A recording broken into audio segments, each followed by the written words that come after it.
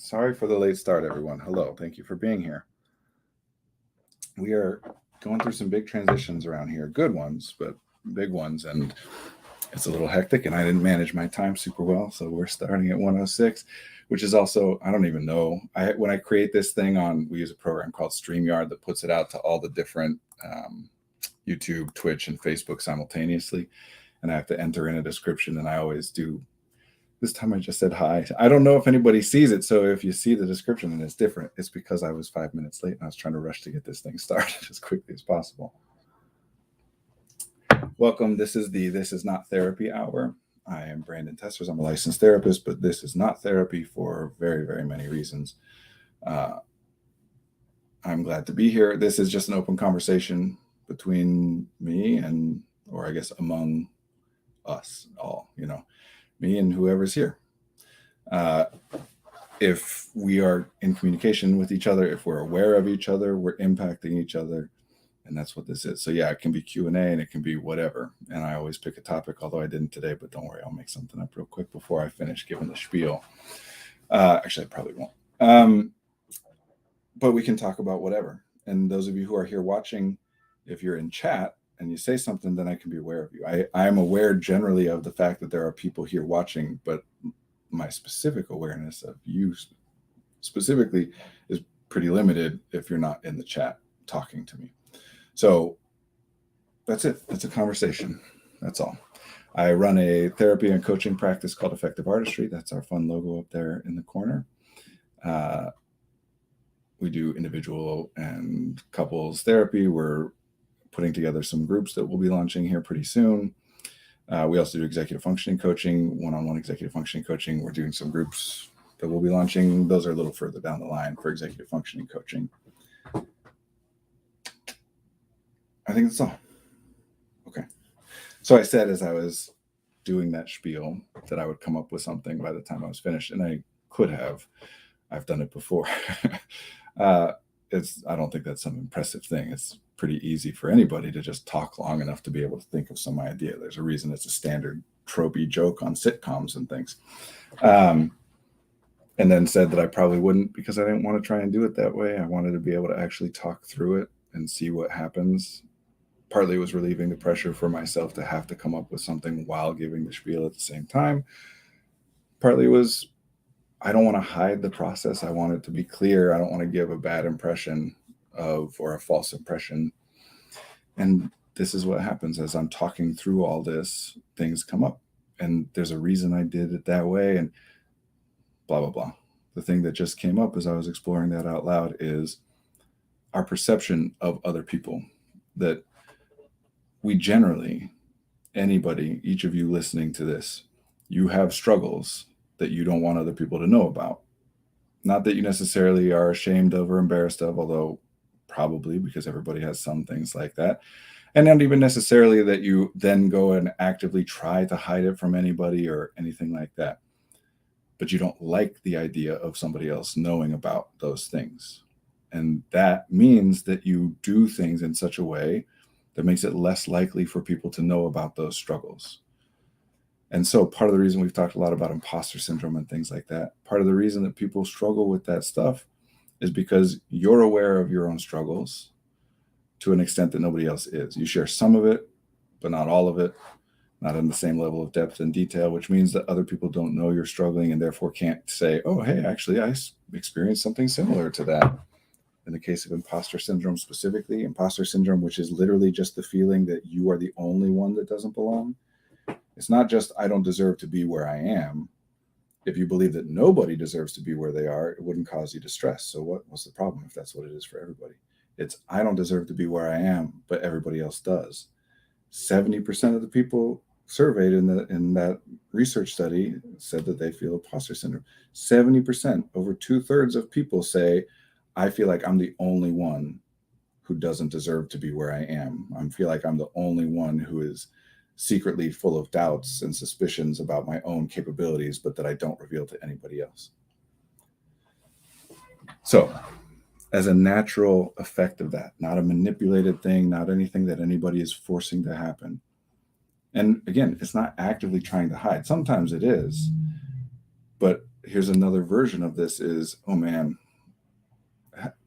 one of the most common ways I do this is when I'm thirsty, when I need water, especially in sessions. I don't mind drinking water, but if I don't have any, then I feel like somehow, some way it would be bad for me to say, can we pause for a second while I get some water? Even though I can say outside of the moment, logically, rationally, A, that's not a problem. And B, it actually would be better for me to do it because then I don't have to put any of my awareness onto the fact that my mouth is very dry and all that kind of stuff. But I don't. And I will sometimes, very rarely do I actually say, okay, I like, because it has to get that bad. If my mouth is just dry, I'm not going to stop a session to get some water. But if it's so dry that I can't really keep talking, then I will. So it's not about actively hiding it, at least not always, not the majority of the time. The majority of the time, it's just, if it's a problem, I'm not going to put it out to anybody else unless it's become a big enough problem that I feel like I have to. It has to be bad enough to be worth telling people about. I just realized the couch cushions behind me are in a different arrangement than usual. If you can't tell, I'm feeling rushed today. So people talk about this with social media, especially, that I've heard of a phrase before. We're comparing our backstage drama to everybody else's highlight reels, basically, which I think encapsulates that fairly well. And it's not that I don't think that social media intensifies that to some extent, although I really think it's more about how you engage with it than anything else. And yes, the companies who run it make it much easier to engage with it in certain ways and more difficult to engage with it in other ways. But yeah, I do think, especially for young people, as everybody's talking about, generally I am a very like pro digital, I have a lot of thoughts about people saying to limit screen time and all that kind of thing. But I'm not like blind to actual things that happen. I think this one is a thing. I just don't think it's unique to social media. In fact, I think mass media generally has always pretty much intensified this. We present to people the version of ourselves that we want them to see, and that's not narcissistic or vain or selfish. What else would you do? You would say, oh, I want to come across to these people as professional, and therefore I will now deliberately choose not to come across professionally. Like, it's just how it works. But yeah, we see more of that stuff more frequently. We're more exposed to other people, so it happens more frequently. All this back to where I started. If I don't acknowledge the struggles that I have, and yes, even in this case, like something that may not seem like a huge deal, the fact that I'm 5 minutes late to start the stream, although that is kind of a big deal to me, I can talk more about that. But also that I haven't thought of what topic I'm wanting to talk about.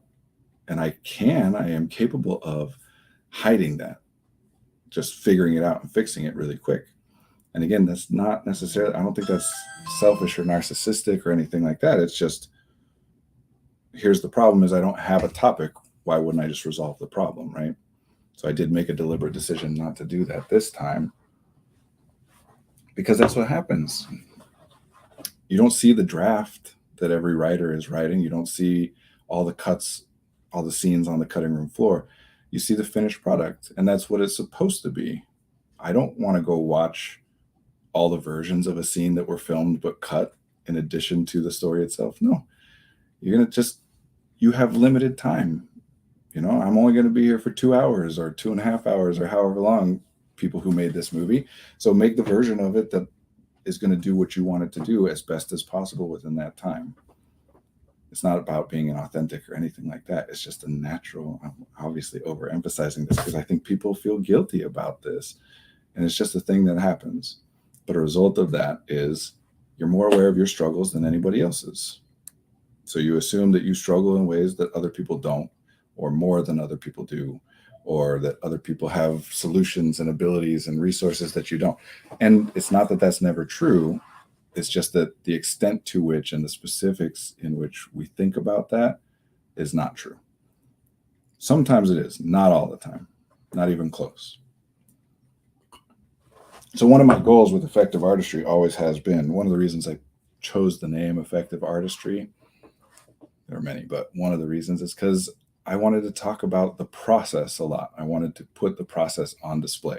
That's part of why the stream is so important to me. I hope my primary intention, I wouldn't do it if it wasn't for this first thing, which is I hope it's helpful to people, specifically people who don't have the resources to be able to access other kinds of support, that can't go to therapy because they can't afford it, that can't go to workshops, that don't have supportive people around them and understand. I want there to be something available for that. If I didn't think that this might be that, then I wouldn't be doing it. And I also, the way that I'm doing it, I think it's important, at least it's important to me, to not hide anything, to be fully authentic and transparent. And I think what I have found over and over and over again in being a therapist and a coach and a supervisor and all kinds of, well, just really anything, is when you share with people what it is that you're experiencing, regardless of whether you think what you're experiencing is good or bad or shameful or prideful or whatever. If you share it with people, almost always they feel better. Sometimes that's because they understand what you're doing more, and therefore they have a better sense of your intention, regardless of what action ended up happening as a result of your intention. Knowing the intention means that they don't have to speculate about it as much. Of course, they can still think that what you said might not be true and therefore still be speculating about it, which is why it's important that it's authentic constantly. That you think this is the first time that I'm going to lie to you over everything, like all the other things that I have told you, you think I would lie about this, makes it easier for people to just hear and accept what you're saying as, what it is, instead of running their scenarios of what it might be, why you might be saying what you're saying. It's part of why I do that here on the stream. People talk about that all the time, both here in the comments, but when I do presentations and things, even in sessions as well, people will say, I like knowing why you're doing what you're doing. And I think the reason, or at least a reason, that is unusual, especially among like people in what we call the helping professions, therapists and teachers, and is because there's an overemphasis on being correct, that the value of somebody that you go to for help is that they know what you should do. I think most people who pursue therapy or coaching or anything like that are pursuing it because they have an idea that the therapist has information that I don't have and they can teach me, whether that's teaching me about myself, giving me some analysis about myself, teaching me about how the brain works or how ADHD works or whatever, that if they teach me that stuff, then all the things that I'm struggling with, I won't be struggling with anymore. And so, most people try to do that because we want to give people what they want. It's impossible, which causes all kinds of problems. But if we can be authentic and transparent about this is why I'm doing what I'm doing, then I don't have to say, I'm telling you this because it will help you. I can say, I'm telling you this because I think it might be helpful to you. Embracing that lack of certainty is important. In the therapy world, we talk a lot about holding tension, right?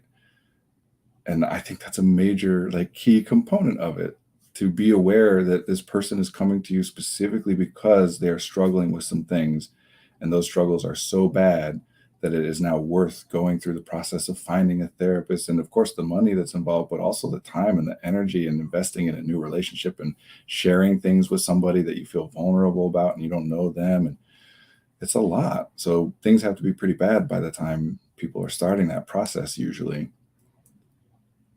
And to be in that position where someone's feeling that, saying that, expecting that kind of help, getting a new therapist is absolutely exhausting. Yes, absolutely. That's part of the reason I do this too, is for people who are considering coming to do therapy here. This is a much lower cost. It's not nothing by any means, but a much lower cost way to get information about what this might be like than setting up a consult or actually doing a first session with somebody.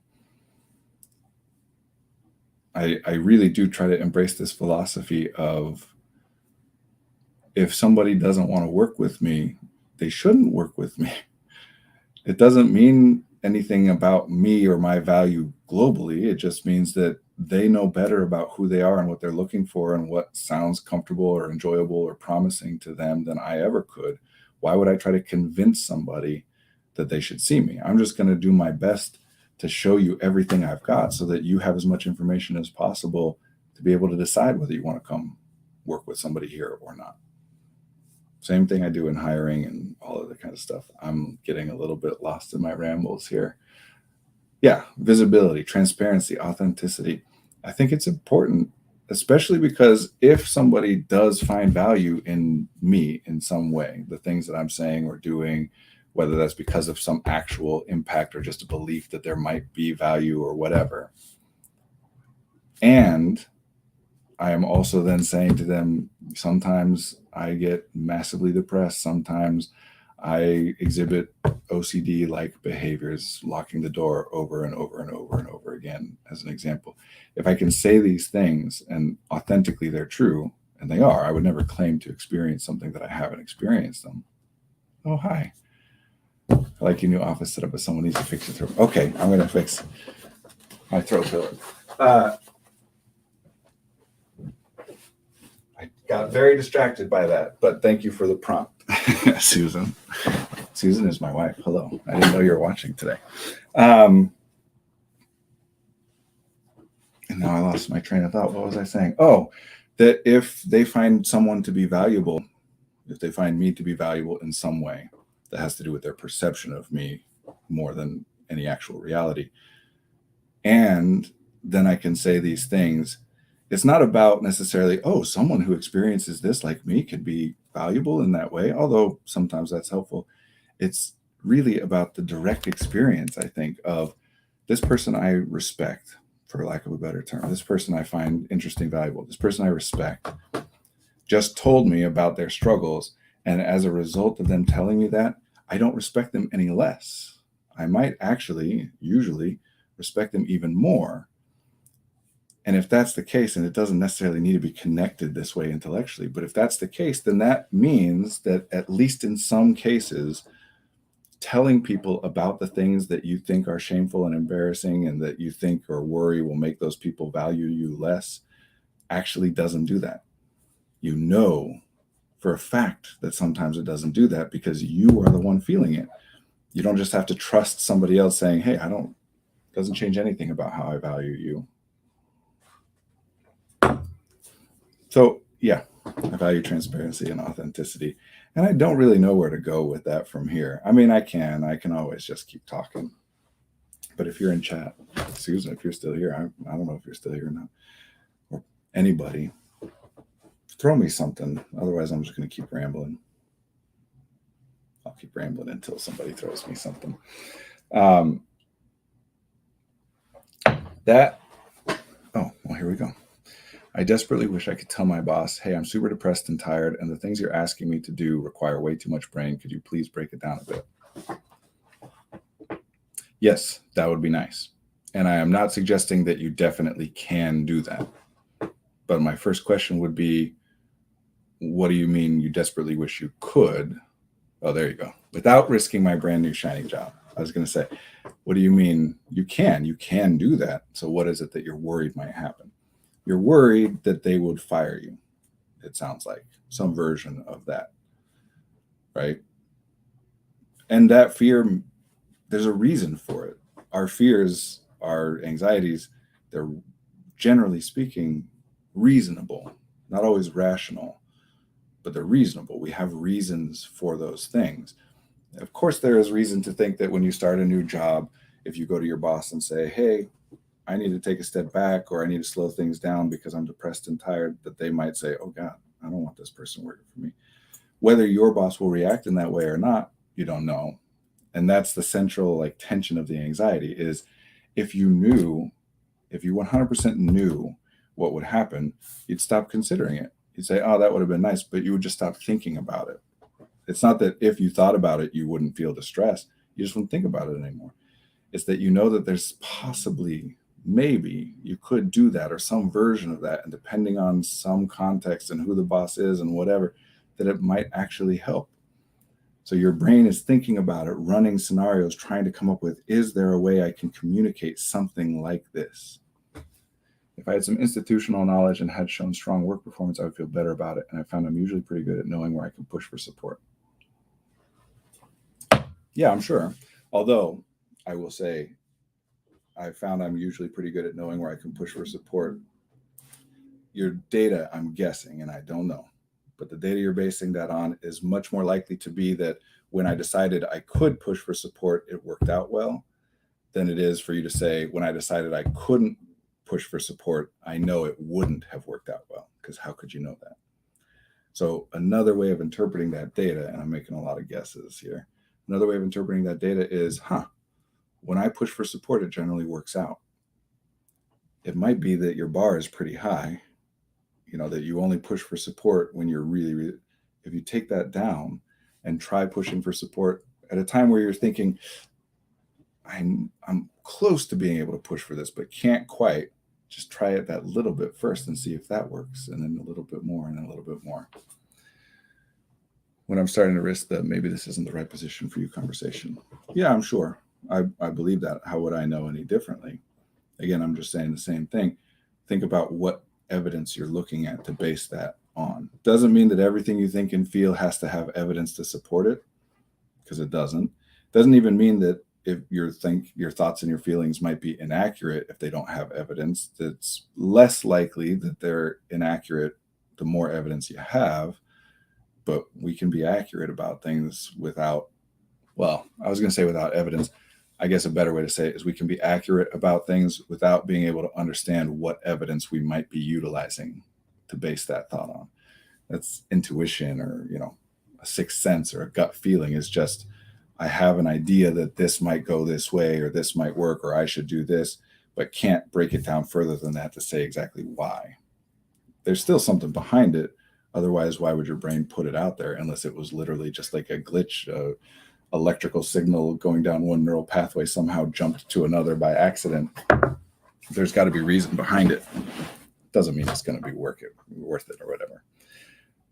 Generally with this stuff, well, I can say what I've done and I can say what I train people to do, which is to stop worrying as much in advance about, I got to clarify that after I finish this.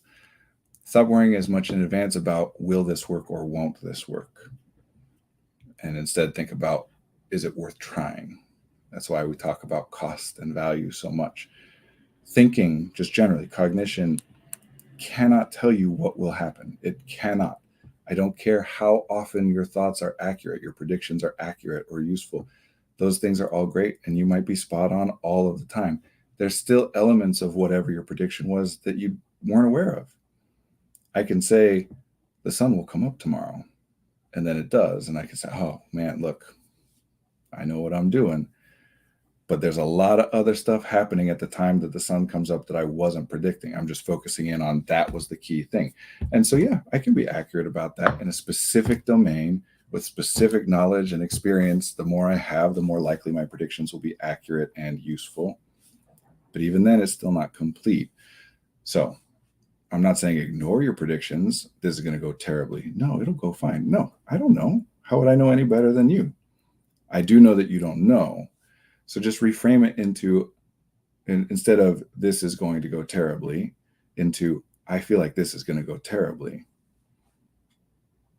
Distance it from the idea of you knowing what will happen and tap into what you're actually doing, which is probably metacognition or some version of that, self-observation. You're talking about your own thoughts, your own feelings, your own anxieties, awarenesses, whatever.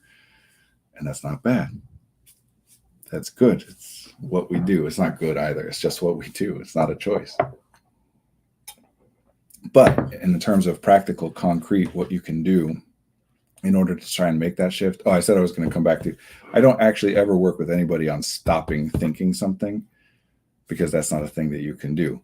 I work with, okay, what else could we think about, focus on instead? What's a different way that might also be worth exploring?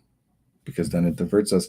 And if the new way is worth exploring, it pays off in some way, great. And if it doesn't pay off in some way, great. Either way, we spent resources on something new as opposed to the same old stuff that wasn't working. If it had been working, we wouldn't be talking about it, exploring it at all. So in terms of practical, concrete, what you can do, it is literally that. As opposed to trying to decide in advance, this will go well or this won't go well, do what you said you're doing there. When you said, when you're starting to risk that maybe this isn't right for you conversation, you're talking about it, it seems, I'm guessing, please clarify if I'm wrong, in a more like pattern of interactions within the relationship, right? That I'm trying another conversation. Now I feel like if I try for another conversation, it's going to get bad. You can do that within the conversation too. And you do. Everybody does. You might be less confident in your ability to do it on that level, but that confidence, that might be because you're not as good at it. It might just be because you haven't paid as much attention. It could be about stories that you told yourself about yourself or other people told you about you. But in a conversation, you can start approaching a thing and monitor moment to moment. How are they responding? What's going on? Okay. Nope. Pull back. Go over here. Try this, whatever. I think I've shared this story multiple times in the past that at one point, many, many years ago, a client asked or used the metaphor of being in a lifeboat and trying to pull other people out of the water, but risking tipping the lifeboat and falling in themselves, and asked, how am I supposed to know how far I can lean before it's too far? And of course, the answer is you don't. What information are you thinking exists out there? Somebody's going to do the math on all the specific details of the center of gravity and the balance and the waves hitting at this point no, it's not possible. If it even theoretically is possible, it's not theoretically possible to do in the instant. This is Patrick Rothfuss, Name of the Wind. I know that we've talked about that before. Talks about it. There's a scene in The Name of the Wind, the first book in that series, talking about this. They call it the second mind. It just means, as opposed to intellectually trying to justify or understand or predict something ahead of making an attempt and monitoring moment to moment how the attempt is going, so that you can shift what you're doing as it goes along. That's not easy, but neither is trying to justify everything or understand everything intellectually in advance either. It's just a different kind of difficult. It's the kind of difficult that requires that you pay very close attention to the other person. If we're talking about, communication, which is the frame of this. Obviously, if we're talking about a fear of heights or whatever, it's not the other person you need to pay attention to. It's your sense of, is this safe or not? In the lifeboat metaphor, it's not, you can't figure out in advance, so just do it and you'll figure it out as you go. No, you won't. People fall in, and people stop well before they actually needed to be able to determine exactly, this is exact. How would we ever know unless you go too far? Like with COVID stuff, for example, you could say, you're being overcautious. Sure, I am. I, Brandon, am overcautious with COVID stuff. I am knowingly and confidently and happily overcautious with that stuff. Because what's the alternative? Minimally cautious, trying to determine exactly how cautious I need to be and doing that and no more. The only way I would ever know is if the bad thing I'm trying to avoid happens. As long as it doesn't, I will never know if I did more than was necessary. I feel like I've done a decent amount of testing. I told my supervisor once that I see too many variables in a task, especially since I'm new, and find that overwhelming. I'm trying to communicate that it helps me to have more clarity in the parameters of a task. His advice was to stop overthinking it. Well, his advice isn't inaccurate. It's just not useful. Here's what I would say. And I'm talking now not about the general concept that we're discussing, but zoning in specifically. He's never been a supervisor before and is himself overwhelmed. Yeah, that's the point. I'm glad that you know that. I'm glad that you're aware of that. Not because I want you to cut him some slack and say, he gave me some bad advice or wasn't supportive in the way that I would expect my supervisor or hope my supervisor would be, and so I can cut him some slack. That's fine, and that's nice, and it's whatever. But so that you understand that your supervisor doesn't know what he's doing any better than you do, and neither does his supervisor. or her supervisor. No, you said he. Okay. I was like, wait a second. Did I just like insert that I assumed it was a male? I don't care how far up the chain you go. None of them know what they're doing. I mean, of course we know some. We have ideas. We have information and experience. And experience, all that does is give us information, right? As well as practice having our brain and body respond to a thing in a way not relevant or important right now. Just so that you know that everybody's making it up as they go along. If you are trying to figure out what will work or what will happen before actually engaging with the thing, there's nothing wrong with that. And it means that you must think on some level, your brain must think it is possible to figure out what will happen in advance of it actually happening. If you think that, it must mean that you think other people do it sometimes. If you think other people do it sometimes, and you never do because you can't, because it's impossible, but you don't think it's impossible, you're going to feel like you are bad or broken or wrong in some way.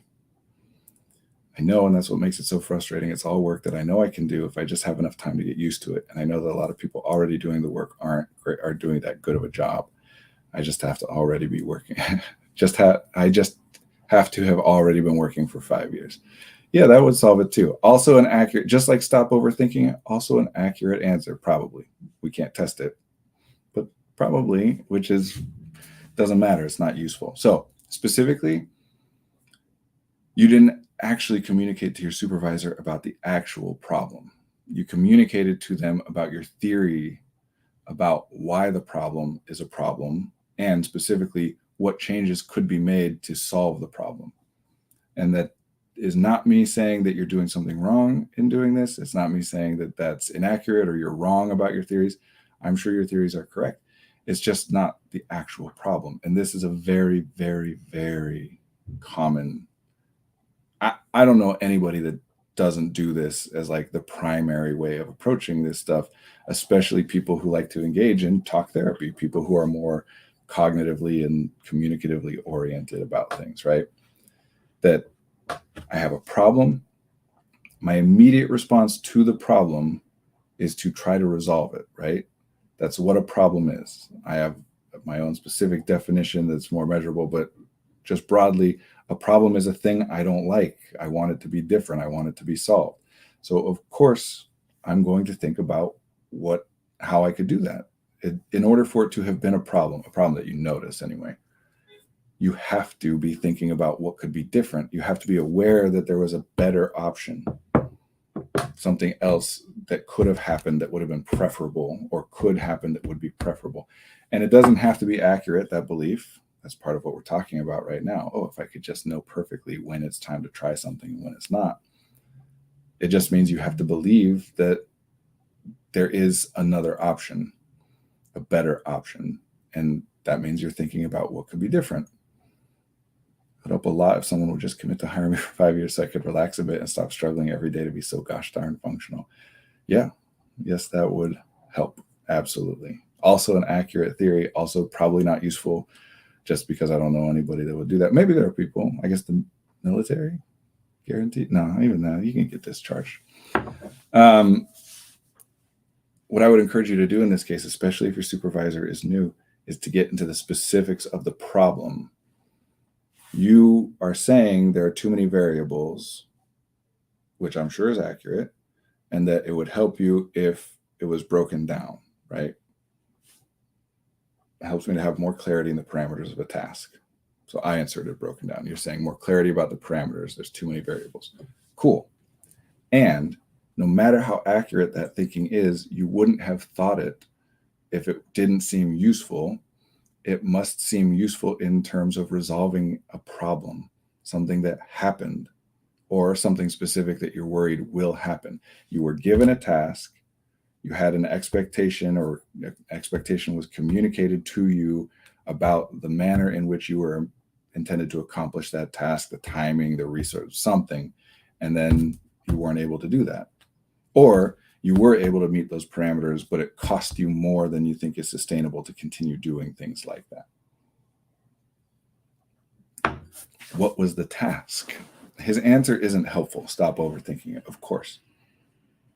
But he also probably doesn't really know what exactly to do, just like you don't. And I'm not saying it's your responsibility. In fact, I think that was a lot of concepts real fast. Okay, let me say it all. I'm not trying to hold it back. I just had to like kind of sort it out there for a second.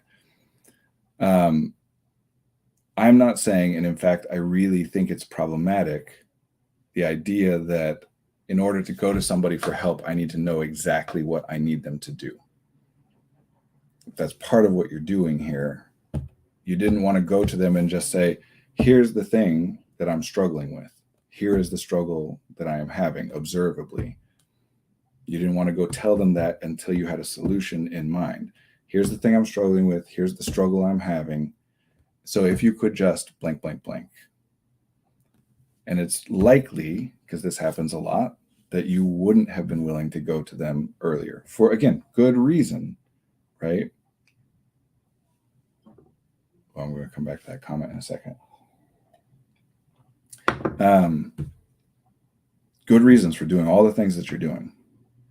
So I don't want to come across unintentionally as saying, really think about the specifics of what's happening and the specifics of what you need, because then they can execute it. That's true if you are able to come up with something more specific than, give me more clarity of parameters, because they're giving you the clarity that they think is necessary, which might also mean that it's the clarity that they are capable of giving you, because why would they have thought about it in any kind of a way, any language that offers more clarity than what they gave you? Why wouldn't they have given you that level of clarity? They thought that's what was necessary. So they didn't explore it further than that. I'm making a lot of guesses here. So I'm not trying to say you have to have the specifics. What I'm trying to say is you have to have the specifics of what the problem is. Because if all you do is go to somebody and tell them your theory about why the problem is a problem and how it could be resolved, which, for example, people come in to work with us, either therapy or coaching, of, I just need to get motivated. I struggle with motivation. Okay, fine. But what was the problem? What was the thing? What is the thing that is happening that then you're saying that thing is happening because of a motivational issue? And if I had more motivation, it would be better. We lose that. And then now the problem is just motivation. And we focus on that, but there's no metric. There's no specifics. There's nothing to actually look at there, because anything that goes well, you'll just say, oh, I was motivated that time. And anything that doesn't, you'll say, oh, I wasn't motivated that time, because that's what motivated means.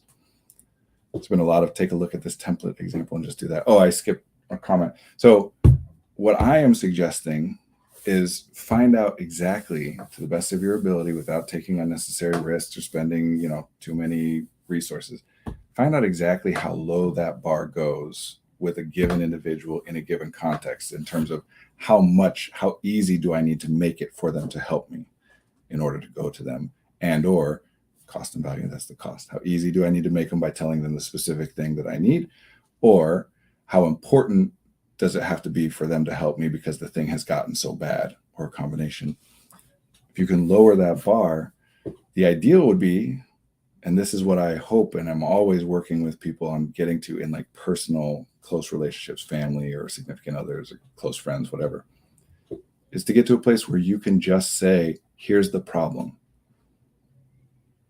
Not because you think they'll solve it, or even that you think they'll be able to solve it, because that's another huge problem. Oh, why even bother saying anything? There's nothing they can do about it.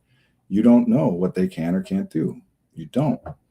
No matter how much you know about them and how accurate you've been on previous predictions, you can't know.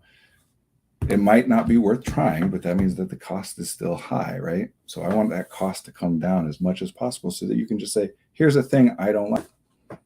You don't need to explain it or justify it, why you like it or don't like it, why you want what you want, or none of that is necessary. All that extra intellectual legwork that people generally do to explain, well, I'm struggling with motivation. I can't do this thing because I'm struggling with motivation because I have a hard time getting motivated in things that I don't find interesting. Like, it's not that other stuff isn't theoretically potentially helpful. It wouldn't exist. You wouldn't think it if it wasn't theoretically helpful in some way. But it's a lot of work. Why can't you just say, here's this thing and it sucks? Here's this thing that I want. Because you're not feeling safe. because there's risk that they'll respond in some harmful way. Yeah, that happens because the cost of doing so is high or higher than you think the value, the potential that they can actually do something and will be willing to do something, and et cetera. But that's what we want to work on. So I'll start with where I feel confident going for support. And if that works, then the next time I'm going to try and go a little bit earlier than that, when the problem isn't quite as bad as it was, or when I don't have quite as much information about what I need. And then if that works, I do the next. And if that works, I do the next. Going back to fear of heights, if you're afraid of falling off the edge of a cliff, because all we really mean when we say a fear of heights or any phobia, really, phobia means an irrational fear. And there's problems with a lot of that conceptualization. But everybody is afraid of falling off of a high place. We're supposed to be. It is bad for you to fall off of a high place. All we're doing is making a determination about what level of fear or caution or hesitation is appropriate there. So if I'm at the edge of a cliff that's 200 feet high, I'm not going to get that close to the edge, right? I don't know what I personally would do, but just let's say at a guess that I'm comfortable getting maybe within like 5 feet and then doing this, which is my way of being able to see as far as I can while leaving my center of gravity as far back as possible. Oh yeah, the goldfish. We're basically gods, yeah. In jokes. Somebody else might say, wow, you're being really hesitant. You're really scared, huh? Staying back 5 feet. And they might go right up until their toes are dangling off the edge. They might think I'm being irrational. I might think they're being irrational. That is too close. You don't know. The ground might crumble. The wind might blow. You just might lose your balance. Somebody else might not come within 50 feet of the edge and think I am ridiculous for getting as close as I did.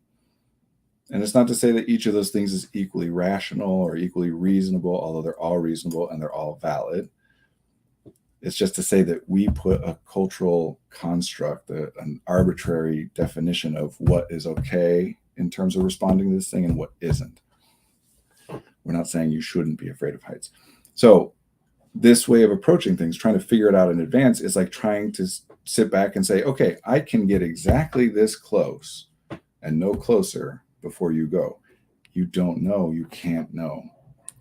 That doesn't mean just go all the way. Take all the risks. Don't worry about it. It's not actually, no, it is actually risky. You're just not sure how much you can do, how close you can get. And the guide, like in that same, metaphor about the lifeboat, the guide isn't, are you going to fall now? The guide is, do you still feel safe going to the next step? So all we want to do is make those steps really, really small as possible, and make sure that you are comfortable with stopping or retreating at any point. If we do both those things, then you can just get closer and closer and closer. If you have to take a big step, that's risky and dangerous. That's hard to do. If you can't stop and retreat, you can't quit, give up, leave, then even a small step is very risky, because that one small step at some point is going to be the small step that takes you from nervous but okay to nope, nope, nope, nope. And if you're stuck and you can't quit at that point, it's hard to take a small step in the first place. We should probably all give up cars, but we still need to work in public transport in California. It's difficult. Yeah, well, there's many reasons that we should give up cars and many reasons that it's not a practical option. This is a whole nother thing that I won't get into, because I want to go back to that other comment that you made earlier, but about systemic thinking and how people take responsibility for things that, well, talking about COVID, right? Maybe that's a big part of it. Really can't afford to not have a job right now. Yeah. So even if you think it's only a very small risk that it results in that, which people will often do to try and help, right? Hey, don't worry about it. Your boss is not going to respond in that way. That's so unlikely, right? Even if it's very unlikely, if the stakes are really high, I might lose my job. I don't care if it's a 1% chance. If the stakes are, I'm going to end up on the street, I'm not taking that risk, or at least the value on the other side has to be pretty huge, right? So yeah, don't worry about convincing yourself or other people convincing you, hey, it's not as risky. You're not really going to fall off the cliff. Okay, that's one portion of it. But really all that's doing is making me feel shame and embarrassment about being as cautious as I'm being to try and get me to move forward, right? From experience, it's also not that unlikely. Yeah, well, it depends on the specific things you're trying to talk about and the specific people. But yeah, it's not an unreasonable thing to think that that is a good chance of happening. Just to clarify though, no matter what your experience has been or anybody else's experience, still doesn't tell you. You can say what happens when I go to a boss and say I'm depressed and need some extra slack, or what has happened when I've done that, or when people do that, or when I go to a boss and complain, or whatever. You can't say what will happen when you go to this boss and say this thing. But again, that doesn't mean that you should risk it. It just means that your best metric about whether it is okay to do or not is whether you feel like it's okay to do or not. Don't worry about it's going to go terribly. Worry about, how do I feel right now? Am I okay to try and take another tiny little step? If not, I don't. If yes, I do. If I ever take a step and I say, nope, then I back up. Even if I'm standing still and the context changes and now all of a sudden, oh, it's windy up here. This felt safe before, it doesn't now. Then back up further. We just change moment to moment. This is a big part of what causes people distress. Cognitive and emotional distress is trying to resolve problems without actually engaging with them. And there's a lot of good reasons to do it that way, because sometimes the problems are very dangerous, sometimes not as much. But getting information from an attempt is useful always. It's just not always worth paying the cost necessary to get that information. All right, I'm going to go back to your earlier comment. You said you've talked about language as zip files. Do you have a device for creating a zip file for my supervisor when my CPU is overtaxed and when I'm actively trying to avoid sounding like I'm inflexible or needy? So yes. First, I'll give a very generic thing that this isn't like something I've come up with or anything like that. It has a name and I can't remember the name, but start by, don't do anything more than you are asked to do. And I know that's part of what you're struggling with in this specific case. It's the clarity of the parameters, knowing exactly what you're supposed to do. But I can't remember the name for this principle, but if your boss gives you what they think is 8 hours worth of work and you complete it in 2 hours, they don't say, great job, take the next 6 hours off. They give you more work. So even if you complete it in 2 hours, take 8 hours until you give it back. And I know how a lot of people are going to hear that and respond to that I'm telling people to be lazy or, deceitful or malingering or whatever. But it is an unequal relationship. Why do you owe something to the employer that they don't owe to you? If what they're paying you to do, if the salary that they have decided to give to someone in your position and they decided that you were the one that was the best fit for that position was intended to accomplish this, they based their salary and all the process on what we're looking for is someone who can accomplish these things in this amount of time or with this amount of energy. If you overperform that, do they give you a raise? If you do your 8 hours worth of work in 2 hours, and so you're getting 4 days worth of work, what they thought was 4 days worth of work done in a single day, do they quadruple your pay? No. So why are we so concerned about the other way? In fact, employers may like it or not, people generally may like it or not, we have really good evidence that suggests that you really, on average, only have about 2.5 hours worth of productive cognitive labor in you a day. That's about how much the average office employee spends engaged in actual productive work tasks out of an 8-hour day. People are chatting at the water cooler, they're in the bathroom, they're shopping online, they're doing all kinds of different things. But some people miss the memo on that. Some of us hear what everybody says. Hey, when you're at work, you're supposed to be working. You got time to lean, you got time to clean, right? And we're like, okay, then if that's what we're supposed to do, there's something called the just world fallacy. The idea that if something is asked of me, it must be a reasonable request of me. And then therefore, if I'm unable to fulfill that request, I am deficient in some way. Why would they ask me to do that if it wasn't easy and reasonable to expect that everyone can do that? And I can't. So then we end up with people who are working for 7 hours out of the 8 hours, more than twice as much, almost 3 times as much as the average person, but actually feel much worse because they think that hour, nobody else is taking that hour of unproductive time.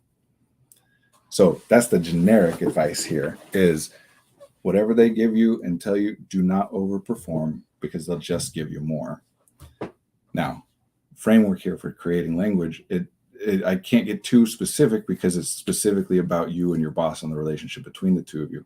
It's not a thing that you can do without their participation. Because you and I could come up with whatever language we want to come up with that we think does a good job of explaining this stuff. We don't know how he'll interpret that.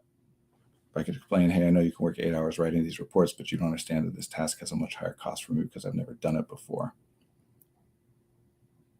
Well, first of all, you could try that, but I think it would be even better. Part of what might be the struggle here is, I like that, cantrip and signal as well. Part of what might be the part of the problem here is, A, you're making an assumption about what they can do. You're thinking they can work 8 hours writing those reports. Highly unlikely that is true. If there's an actual person out there that works for 8 hours straight writing reports, I've never met them. So you can get more clarity there, not by asking or observing or spying or whatever, but just by making an invitation instead of doing all this extra work that you don't need to do. You can just say, hey, this is how it's going for me. You're asking me to do this. I haven't been able to do it. I understand why you wouldn't want to say that. Again, risk and all that kind of stuff. I'm not saying always do it all the time. I'm just saying that's the ideal. But either way, have a conversation. And if you don't frame it about it's a much higher cost for me specifically, because a lot of this seems to be framed around this idea of I am in some way less capable or deficient than the average person. I struggle with multiple variables and unclear parameters in some kind of a way or to an extent that other people don't. If you think of it that way, it becomes more shameful, embarrassing, and therefore higher cost to talk about. But also, it primes them. It doesn't just give them an excuse to say, well, this is on you because it's reasonable for other people. It's if you're presenting it as it's a reasonable request, it's just that I particularly am struggling with it. Why would they consider whether or not it is a reasonable request? They obviously think it is, or they wouldn't have made it in the first place. So even that specific same thing, you could just say, again, given the right context and if it's safe enough and all that, you could just say, hey, I'm still figuring this out. If you have any tips or tricks or something that you could show me about how to make it go faster or more efficient, I would love to see it. Otherwise, I think it's just probably going to take me some practice to be able to do it at that speed. I'm not sure. What do you think? And blah, blah, blah, different ways to put it. And I got to get wrapping up and moving on to 2 o'clock. But creating that language has to be done together. This is one of my rules in working with anybody is engage in areas of interest. There's a reason that you're here making references to things like the goldfish and that I'm responding to those references and in jokes to let you know that we share a language. So you find out what language they speak. What are their interests? What are their ways of conceptualizing why people do things or don't do things or how to determine what tasks are reasonable or not, and et cetera. And as you're doing that, you can build language together and utilize language they already have. You learn their language because that's a lower cost thing for them to do.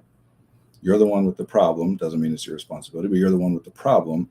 So it's more worth spending resources on resolving it than it is for them, unless you make it their problem, which is another great way to go about it that we don't have time to get into right now. So you put in the resources to learn their language. They love hockey. You use hockey metaphors, whatever, to explain the concept. And if you ever say something expecting a particular response and they respond in some way that is, ooh, I did not see that coming, always question, how did you come across? What did they hear you say? What did they interpret? Because it's quite possible that they actually aren't responding to what you were trying to communicate, that it came across in some way different. So it just has to happen in communication one with another. So that's why you start with the easiest stuff and work further down the line. You say, hey, I'm struggling to get this, whatever. I need more practice. I need more time. I need more support. And as time goes on, you can have more and more. Literally, you can use this same stuff. You and I have built a language together. The zip file thing is a reference to something I've said that allows you to communicate a more complex concept in shorter frame or a shorter period of time or whatever, easier resources, fewer resources. CPU is overtaxed. Is he a computer guy? You can probably talk about it that way then. Hey, listen, I got space in my hard drive for this. I'm downloading it all and installing it all, but my RAM is only at the, right now it takes this much RAM to do this thing. So I can learn it all and do it all. It's all there, but I can't do this much of it simultaneously or in this window. I got to go. Thanks for being here. This is fun. I don't know. It's always fun. Same time next week. Thank you. Bye.